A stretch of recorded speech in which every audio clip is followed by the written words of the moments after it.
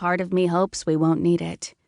We've got just over 2 weeks to find the staff and get it back to Elowen before the curse claims all 5 of us and gives my magic to a vampire named Lillian Castle.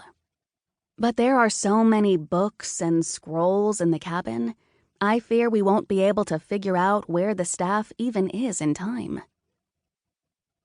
When I'm sure I've got everything I need, I stand up and unzip the teal and gray hoodie before tugging it off my arms and laying it on top of the backpack.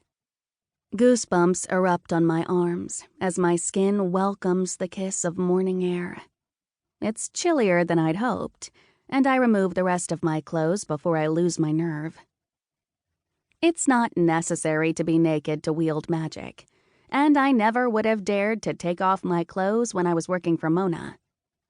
But I need to reconnect with what it means to be a witch, to do magic on my own and not for someone else. The fewer barriers between me and nature, the better. I drop to my knees in front of the herbs. A shock of cold zips up my legs and through my abdomen, making my nipples pucker almost painfully. I take in a deep breath and release another cloud of vapor before beginning.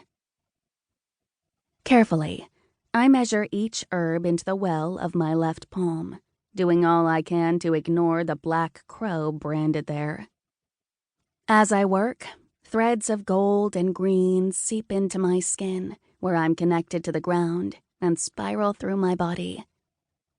I can't remember the last time I did magic like this. Just me and the spell and nature.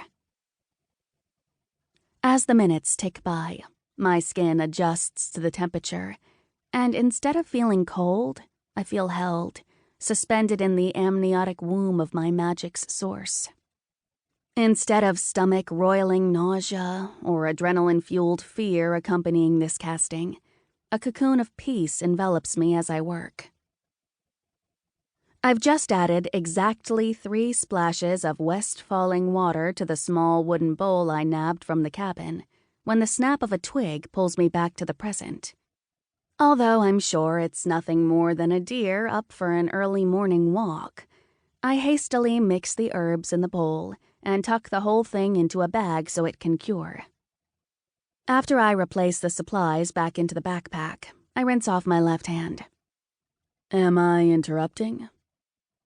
The voice behind me elicits a startled squawk from my mouth, which draws a hearty laugh from the speaker. Bryn, I'm sorry, Calder says, still chuckling. I thought you heard me coming. I glance over my shoulder as he picks his way through the underbrush. For someone so tall, he moves with indescribable grace. His sapphire eyes alternate between the ground before him and my crouched form as he draws nearer.